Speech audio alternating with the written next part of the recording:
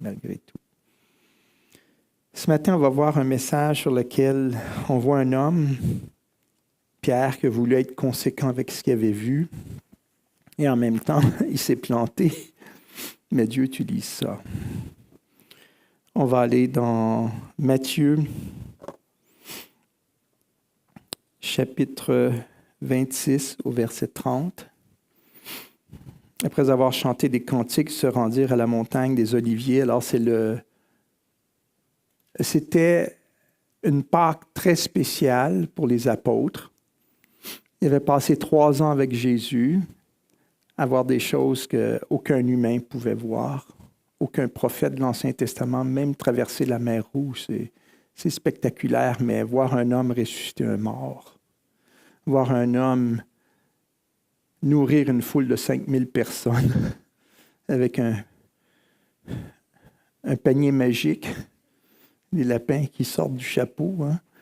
Mais tu vois des choses comme ça, un homme qui a toujours la réplique, un homme qui pense comme Dieu, un homme qui n'est pas toujours à se dire comme un prophète, « Oh, attends un peu, il faut que je téléphone Dieu, je sors mon portable, Dieu, qu'est-ce qu'on fait avec ça? » Non, Jésus a la réponse parce que c'est l'homme qui pense comme Dieu. Avec les musulmans, je ne m'entête jamais à dire « Jésus est fils de Dieu ». Non, ils ne sont pas prêts à ça. J'ai dit « Lis la parole, tu vas voir, c'est l'homme qui pense comme Dieu ». Jésus, il y a 2 choses qu'il savait. Il pose une question à Dieu sur la croix. Pourquoi m'as-tu abandonné? Puis il connaissait la réponse. Il t'a abandonné pour nous. Et l'autre chose, la seule chose qu'il semblait ne pas savoir, quand les apôtres lui demandent c'est quand l'heure de ton retour, Jésus dit, personne ne le sait, même pas les anges, juste mon Père. Ça veut dire qu'il en savait drôlement sur le sujet pour savoir au moins ça. Alors, la seule chose où Jésus bloque sur une question. Ça veut dire que Pierre donne vraiment le profil d'un homme qui veut être conséquent avec ce qu'il a vu. Pas Judas. Judas a bien vu que Jésus s'embrouillait avec les autorités religieuses. Mais à la dernière minute, Judas a pensé, je vais faire un peu d'argent, mais il va y avoir un procès, ils vont le juger, non, ils ne vont pas juger Jésus justement, avec justice. C'est une manipulation. Il ne voyait pas l'envie, il ne voyait pas la jalousie, il ne discernait pas ça. Judas n'a pas emprunté, alors que la plupart des apôtres empruntaient une partie du regard de Jésus. Il voyait quand même. Donc, être conséquent, Pierre a voulu être conséquent.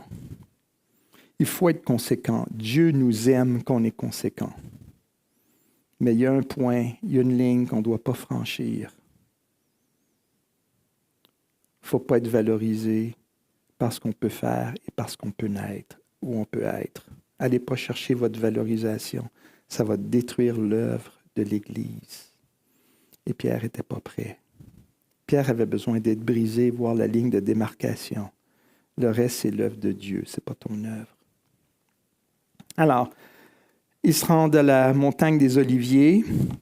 C'est une Pâque un peu drôle, un peu étrange. 3 ans avec Jésus. Et c'était pour être la pire Pâque de leur vie. Une Pâque, ça dure quand même 7 jours, ça dure une semaine. Sabbat au sabbat. Et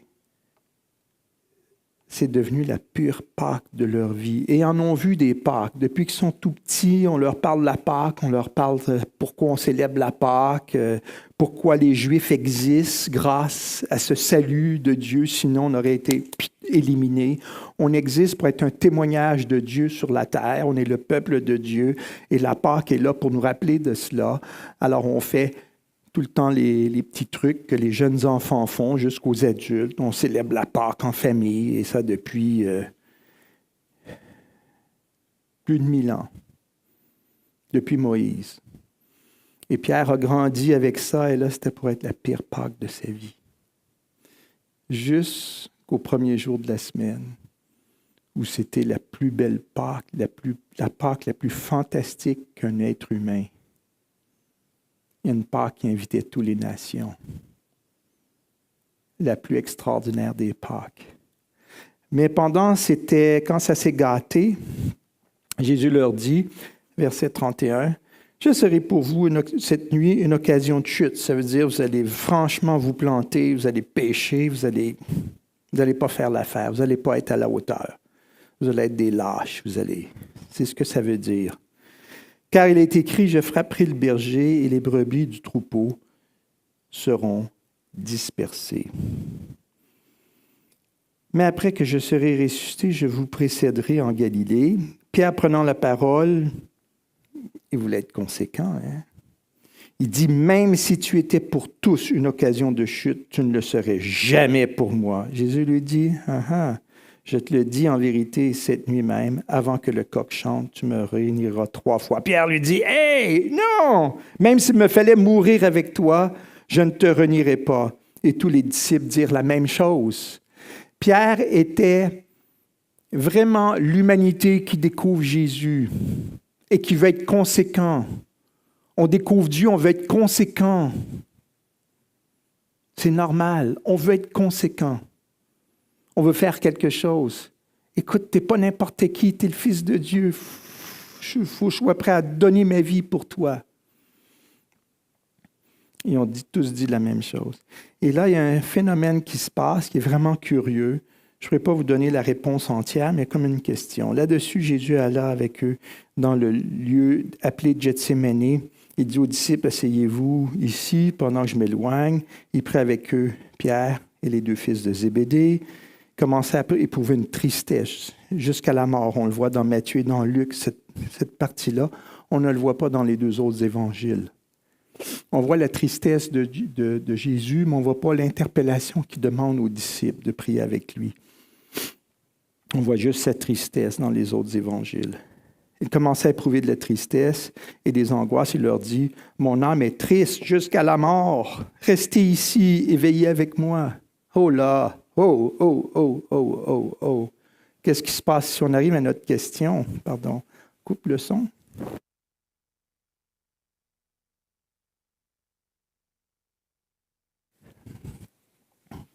OK. Jésus est tellement autosuffisant.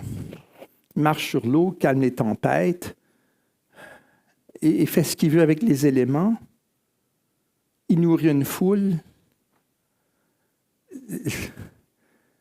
Il est tellement autosuffisant, tu te dis, mais écoute, il n'y a pas besoin de nous. Il est incroyable. Et les disciples ne comprennent pas ce qui se passe dans le jeu. Jésus est triste. Jésus voudrait que ses compagnons prient avec lui.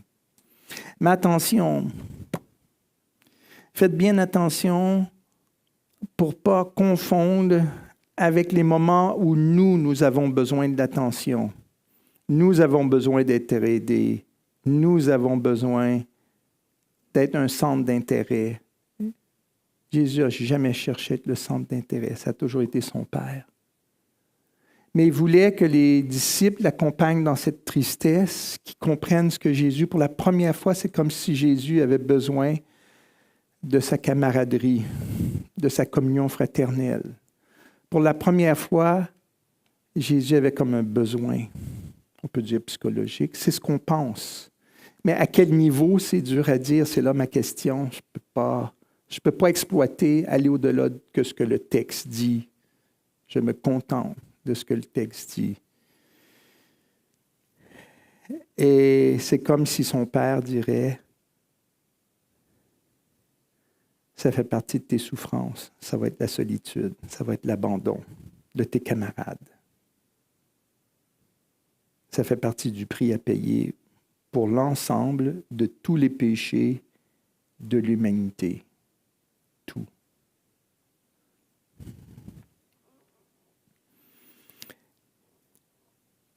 Veillez avec moi. Puis, ayant fait quelques pas en avant, il se jeta sur la face et pria ainsi, « Mon Père, s'il est possible que cette coupe s'éloigne de moi. » Et il a prié à haute voix, parce que les disciples ont entendu, même s'ils étaient dans un demi-sommeil. Toutefois, non pas ce que je veux, mais ce que toi tu veux.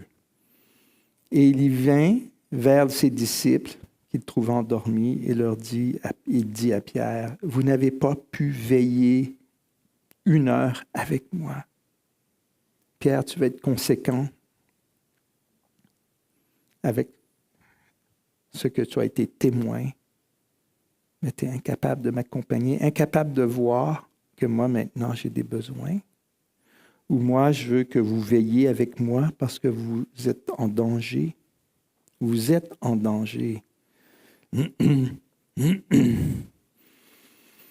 Veillez, priez afin que vous ne tombiez pas dans la tentation. L'esprit est bien disposé, mais la chair est faible. Il s'éloigna une seconde fois et pria, « Mon Père, s'il n'est pas possible que cette coupe s'éloigne sans que je la boive, mais que ta volonté soit faite. » Il revint et trouvait encore endormis, car leurs yeux étaient appesantis.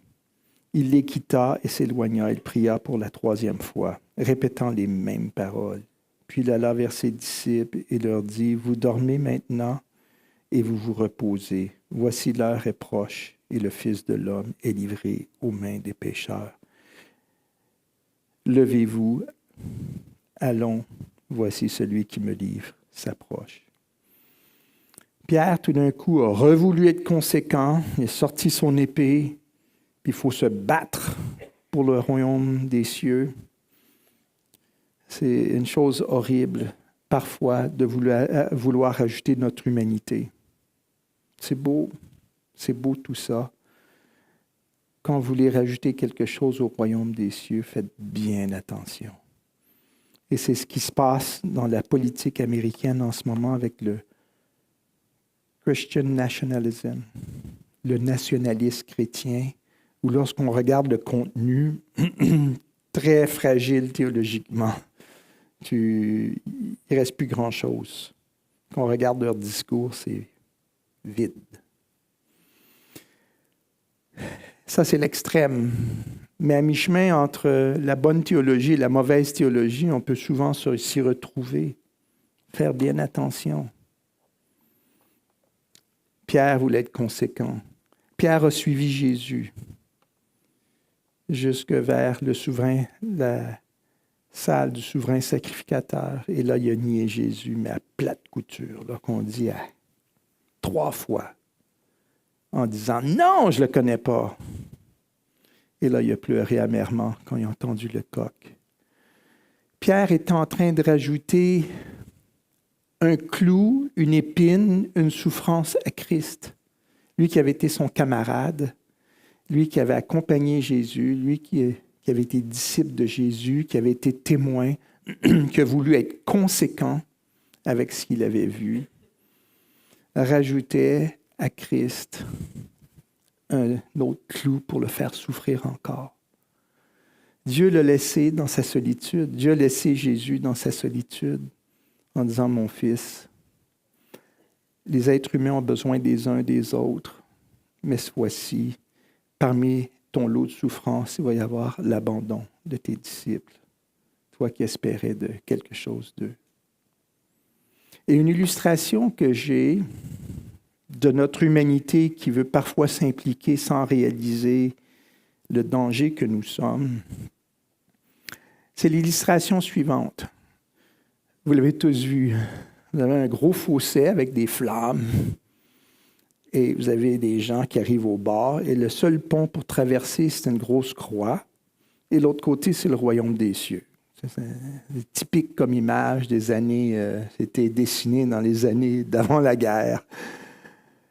C'est une illustration qui est intéressante parce que ça nous rappelle qu'il ne faut pas rester ici, ça va s'effondrer ici au jour du jugement. Il faut être de l'autre côté.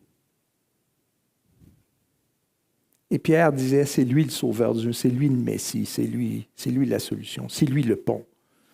Et là, Pierre qui veut avancer, il y a juste Jésus qui peut s'avancer. Là, le pont n'est pas encore construit. Il veut aller, puis il veut faire quelque chose pour Jésus. Sors l'épée, jamais je vais te renier, je vais être conséquent avec ce que j'ai vu. C'est beau, Pierre. Dieu honore ça. Les prophètes ont voulu être conséquents avec la puissance de Dieu dont ils ont été témoins. Et là maintenant, Pierre veut mettre un pas en avant pour aider Jésus. Tu ne mets pas le pas là. Tu es là pour regarder la croix. Alors j'imagine, moi, les prophètes sont alignés, qui ont compris qu'il y a une part de nous-mêmes qui est humaine et qui est dangereuse. Que ce soit Moïse, David, que ce soit Élie, Abraham, ils sont là, et ceux qui ont compris que l'Éternel Dieu, c'est lui qui fait le salut et c'est son Fils. Ils sont au bord du gouffre, comme ça, et eux, ils savent, on ne va pas là. Personne ne peut aller là. Et là, Pierre. Et là, une main se met sur son épaule, qui lui dit, fais pas l'idiot. Pierre, tu restes là. Fais pas l'idiot. On veut être conséquent, oui. Fais pas l'idiot. Reste ici. Va pas là. Tu vas passer pour un fou. Tu vas finir. À l'instant, tu vas sentir ces ténèbres. Tu vas renier Jésus. Tu es là, Pierre, tu restes là. Fais pas l'idiot. Tu restes là. Tu regardes Jésus. Tu regardes où il va et tu regardes. Ça, tu ne peux rien rajouter à ça. Il y a une partie de notre salut, c'est de regarder à ce que Jésus a fait. On ne peut pas rien rajouter.